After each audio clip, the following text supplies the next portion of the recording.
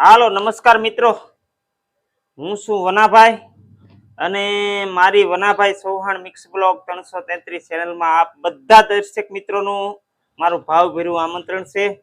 અને મિત્રો હાલમાં શ્રાવણ મહિનો ચાલી રહ્યો છે અને બધા શિવ ભક્તોને મારા હર હર મહાદેવ. અને આપણે કાયમને માટે કંઈક ને કંઈક રેસીપીના વિડીયો આપણે બનાવીએ છીએ મિત્રો, અને તમે બધા જોવો છો, તમને બધાને બહુ ખૂબ જ મજા આવે છે અને ખૂબ જ મને સપોર્ટ આપો છો, મને ખૂબ આનંદ થાય છે. તો આવો નવો સપોર્ટ આપતા રહેજો અને આવા નવા અમારા વિડીયા તમે જોતા રહેજો. તો અમારી ચેનલમાં જે કોઈ મિત્રો નવા હોય અમારી ચેનલને સબસ્ક્રાઇબ કરજો, એટલે તમને નવા નવા અમારા રેસીપીના અને અત્યારે ચોમાસામાં નવી નવી ઉગતી વનસ્પતિ અને નવી નવી શાકભાજી અને ઔષધિઓ માત્ર ને માત્ર એ ચોમાસામાં જ થતી હોય છે એવી આપણે રેસીપી તમને બતાવી. તો કે કંટોલાનું શાક, પૂડિયાનું શાક અને વાસેટીની ભાજી, જે રાજા રૂડીની ભાજી પણ કહે છે, રાડા રૂડીની ભાજી કે, કોઈ દોડીની ભાજી કે, કોઈ વરસાદી ફૂલની ભાજી કે, કોઈ ખરખોડી કે, આવા બધા એના નામ હોય છે આ વાસેટીના. તો આજે આપણે એક નવું લાવ્યા છીએ. તો શું લાવ્યા? તો કે ડુંગરામાં થાય, ડુંગર પ્રદેશમાં, તો ડુંગર પ્રદેશમાં થાય એને કલીની ભાજી કહેવાય. તો આપણે જો મિત્રો આ કલીની ભાજી છે, આપણે આ છે ને વીજળી બારે મવા ખરેડ ગઢડા ગયા હતા ત્યાંથી આ લાવ્યા છીએ, ત્યાં મિત્રો છે. અને આ મિત્રો કલીની ભાજી માત્ર ને માત્ર ડુંગર પ્રદેશમાં જ થાય છે, આપણા પંથકમાં નથી થતી. અને આપણે પહેલી વેલી બનાવી છીએ, કેવો સ્વાદ આવે એ તમને હું વાત કરીશ. પણ આપણે બનાવવાની તો ભાજી છે એટલે દરેક ભાજી જે રીતે બનાવે એ રીતે ભાજીને બનાવવાની હોય છે.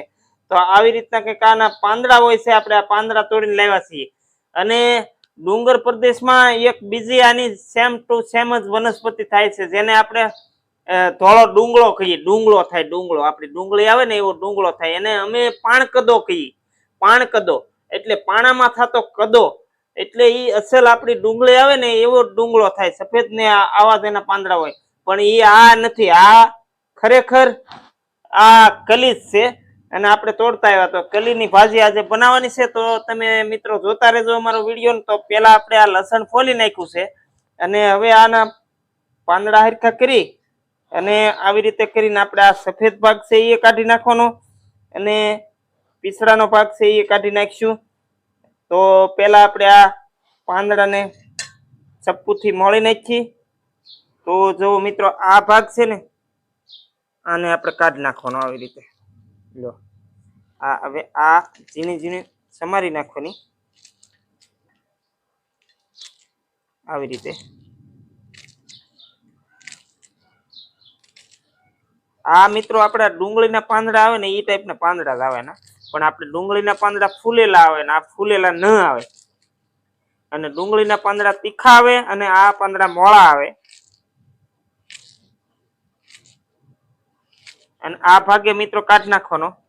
આપણે વચ્ચેલો ભાગ સારો સારો ભાગ લઈ અને આને કલી મલીની ભાજી પણ કહેતા હોય છે. અને સ્વાદમાં બહુ મસ્તીની થાય એમ કે આપણે ભાઈ પહેલા વહેલા બનાવીએ છીએ. કાંઈ ભૂલચૂક હોય તો માફ કરજો, પણ હું ખાઈશ ને મને કેવી લાગે એ તમને હું જણાવીશ ચોક્કસ. એટલે તમે મારો વિડીયો તમે આખે આખો જોઈ નાખજો. આમ તો મારે તમને કહેવાની જરૂર નથી પડતી, વિડીયા તો તમે બધા મારા જોવો જ છો, એટલે મને આનંદની વાત થાય છે, બહુ આનંદ થાય. અને તમે બધા મારા ફેમિલી છો હવે, અને ઘણાના હવે તો ફોન પણ આવે મિત્રો. હા, અમદાવાદથી ને અમે ફોન આવે અને મારા નંબર માગે એટલે આપણે નંબર દઈએ ને. અને આમાં પણ આપણે નંબર આપી દઈએ કે મારો નંબર ફોન નંબર છે 9425587822.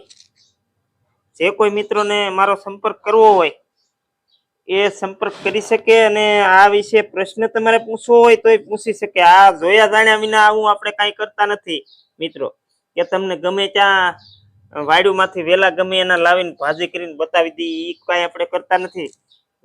જાણી જોઈને આપણે ખબર હોય બધી પ્રકારની ત્યારે જ આ બધી આઈટમ બનાવીએ છીએ. આ રીતે કલીનો છોડવો હોય ડુંગરાળ પ્રદેશમાં.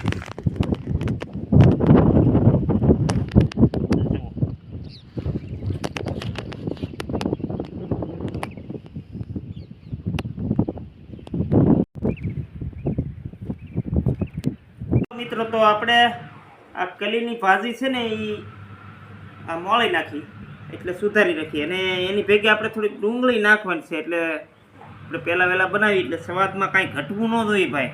એ જમાવટ કરવાની છે આજ તો. જો આ ડુંગળી અને આ આપણે લસણ પણ ફોલ્યું તો આપણે લસણની કળીઓ એક થોડીક આ બધી તો નહીં નાખવી પડે, આપણે થોડીક આવી રીતે આમ મોળી નાખીએ આમ ચાકુથી અને પછી આપણે છે ને ચૂલે જઈ અને આજે આ ગેસના ચૂલા ઉપર હમણાં ભાજી બનાવી નાખીએ ને એ પછી ખાઈને જમાવટ જોજો મિત્રો.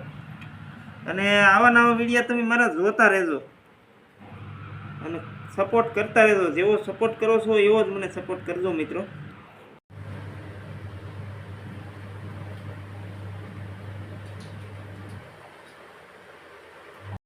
હાલો મિત્રો, ચૂલે આવી ગયા છીએ અને હવે આપણે ચૂલો ઝેકવી નાખ્યો અને આ કડાઈ એટલે કે લોહી મૂકી દીધું અને હવે આપણે ભાજી સેડવવાની તૈયારી ચાલે છે. તો હવે આની અંદર નાખીએ આપણે થોડુંક તેલ.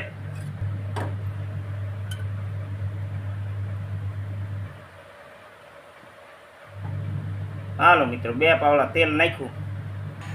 હવે આને ગરમ થવા દઈએ તેલને. હાલો પહેલાં નાખીએ જીરું.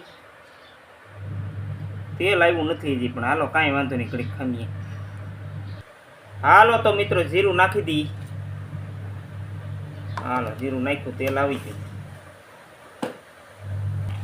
હવે નાખીશું વઘારણી એટલે કે હિંગ અને હવે લસણની કળીઓ નાખી દઈએ આપણે મિત્રો.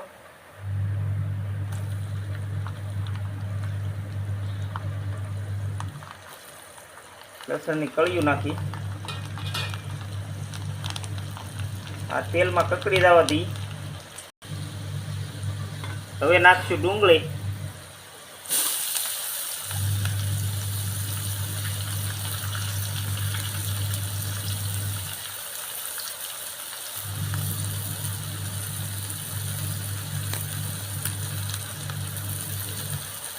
હવે હલાવી નાખીએ ને એટલે ડુંગળી તેલમાં કકડી જાય.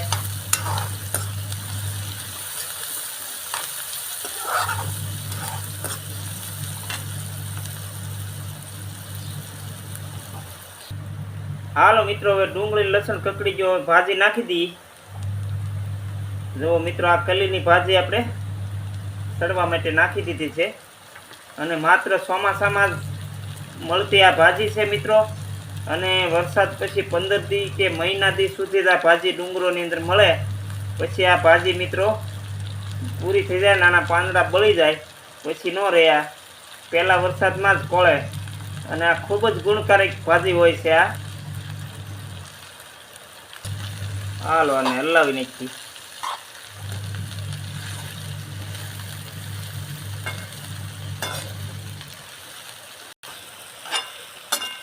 હાલો મિત્રો, આ આપણે હલાવી નાખી સંપૂર્ણ રીતે અને હવે આને તેલમાં તળવા દઈએ ઘડી.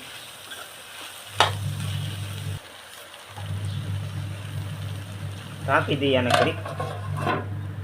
હાલો મિત્રો, જોઈ લઈએ આપણી ભાજી. જો મિત્રો, ભાજી 50% ગળી ગઈ છે અને થોડી જ વારમાં આપણે ઘટતા મસાલા નાખવામાં આવશે અને પછી આપણી ભાજી સંપૂર્ણ રીતે સડી જશે. તો પહેલાં નાખીએ આપણે સ્વાદ પ્રમાણે મીઠું.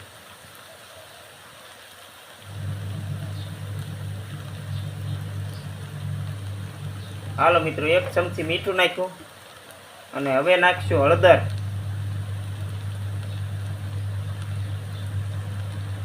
હાલો, અડધી ચમચી હળદર નાખી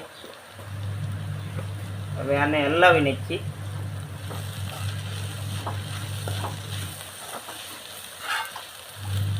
આ તો મિત્રો કલીની ભાજી ખાઈને જમાવટ કરવાની છે ભાઈ. આ ડુંગરાની ભાજી કહેવાય. વધારે તો આદિવાસી વિસ્તારમાં આવી ભાજીઓ ખાતા હોય છે અને આપણા પંથકમાં ઓછા પ્રમાણમાં જોવા મળે પણ ડુંગરાળ પ્રદેશની અંદર જે લોકો રહેતા હોય ને એ આની ભાજી ચોમાસાની અંદર અવશ્ય બનાવતા હોય છે અને ખાતા હોય છે. ખાવામાં બહુ મીઠી આવે એમ કહે છે અને આપણે ખાઈશું ત્યારે ખબર પડશે. ઘડીક સડવા દઈએ અને ઢાંકી દઈએ. હાલો મિત્રો, જોઈ લઈએ હવે. તો મિત્રો, આપણી ભાજી હવે સંપૂર્ણ રીતે સડી ગઈ એવું લાગે છે અને હવે થોડી જ વારમાં આની અંદર આપણે છેલ્લે મરચું નાખવાનું હોય છે. તો હમણાં મરચું નાખી દઈએ.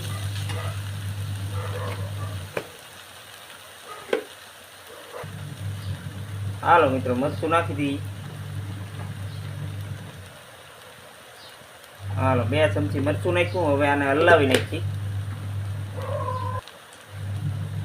હા મિત્રો, થોડુંક ધાણા જીરું પણ આની ભેગું પહેલાં ભેળું નાખી દઈશું, પછી આપણે હલાવી નાખીએ.